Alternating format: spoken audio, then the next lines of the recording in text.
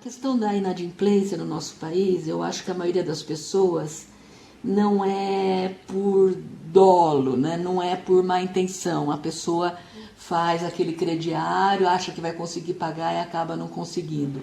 Como você falou, tomar muito cuidado antes de fazer para ver se vai conseguir honrar aquele compromisso. Mas como também você disse, tem pessoas que sabem que não vão honrar aquele compromisso, elas sabem disso. E mesmo assim elas fazem para enganar mesmo. E aqui em 1 Timóteo 6,10 está escrito: porque o amor do dinheiro é a raiz de toda espécie de males, e nessa cobiça alguns se desviaram da fé e se traspassaram a si mesmos com muitas dores. Então, o amor do dinheiro é a raiz de toda espécie de males. As pessoas são muito apegadas ao dinheiro, que em alguns casos chegam até a beirar a idolatria. Por quê? Porque são apegadas ao dinheiro. Nós temos um exemplo, Maria Cláudia, de Judas. Judas era apegado ao dinheiro e foi o dinheiro que fez ele entregar o Senhor Jesus. Mas a Bíblia também fala que ele também era ladrão, porque ele era o tesoureiro, era quem guardava a bolsa. A bolsa era a coleta que eles faziam. E ele guardava a bolsa e tirava da bolsa para si. Aqui em João 12, 4, 6 está escrito: então um dos seus discípulos, Judas Iscariotes, filho de Simão, o que havia de traí-lo, disse: por que não se vendeu esse unguento por 300 dinheiros e não se deu aos pobres? Ora, ele disse isso não pelo cuidado que tivesse dos pobres, mas porque era ladrão e tinha a bolsa e tirava o que ali se lançava. Então veja que Judas, já desde o começo, já era uma pessoa que não tinha temor a Deus. E depois acabou entregando o Senhor por 30 moedas de prata.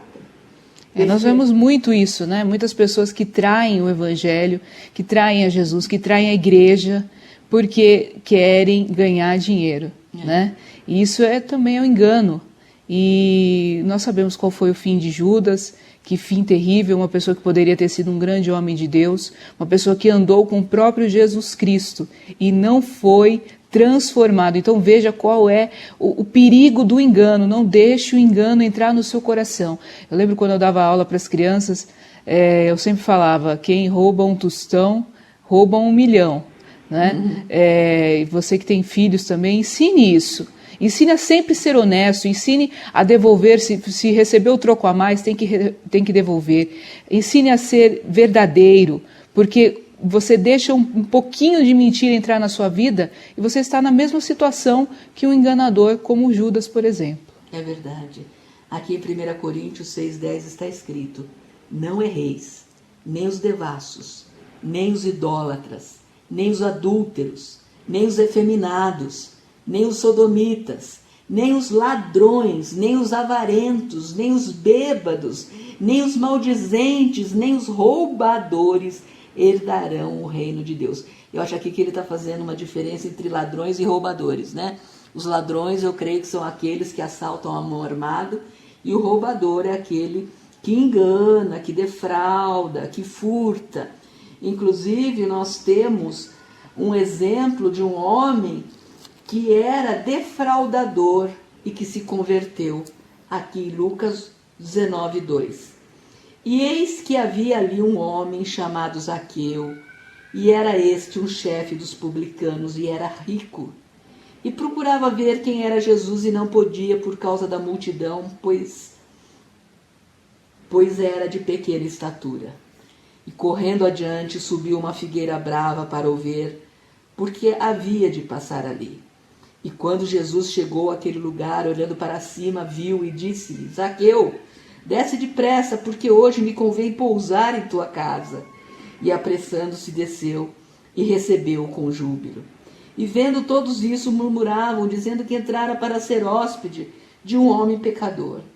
E levantando-se Zaqueu, disse ao Senhor: Senhor, eis que eu dou aos pobres metade dos meus bens, e se em alguma coisa tenho defraudado alguém, o restituo quadruplicado.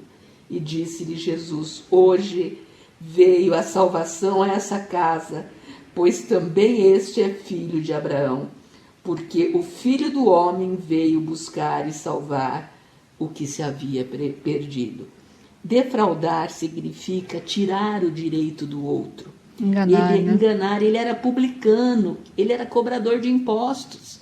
Imagina o que ele não fazia ali quando ele cobrava impostos, porque o povo de Deus estava subjugado ao Império Romano e tinham que pagar impostos, mas as pessoas se aproveitavam, os cobradores de impostos se aproveitavam para defraudar as pessoas, tanto que eles eram odiados, os publicanos, por isso. Mas ele se arrependeu, ele deu metade dos bens para os pobres e ainda falou que se alguém ele tivesse defraudado, ele o restituiria quadruplicadamente. E nós vemos aí uma grande diferença, né, mãe? Uma pessoa que aceitou a Jesus, que foi convertido, foi transformado, regenerado e mudou de atitude em relação, por exemplo, a Ananias e Safira, que eram já servos de Deus. Sim, e quiseram enganar os apóstolos. Sim. Né? A gente pode pensar, mas Jacó foi no Antigo Testamento, era um tempo em que não havia a graça de Deus, apesar de que a fé é a mesma, né? Os princípios são os mesmos, mas se nós formos ver no Novo Testamento, é até uma coisa chocante o que aconteceu com Ananias e Safira. Por quê? Porque eles quiseram enganar os próprios apóstolos. Sim. Ninguém tinha falado para eles, vocês têm que vender tudo que vocês têm e trazer para nós. Não, o próprio apóstolo São Pedro falou, quem que falou para vocês mentirem para o Espírito Santo? Sim. Vocês não enganaram a nós, vocês enganaram a Deus. Veja que coisa muito séria é uma pessoa estar na casa de Deus e enganando, né, e defraudando. Sim, e eles morreram por isso. E eles morreram por isso porque mentiram para o Espírito Santo.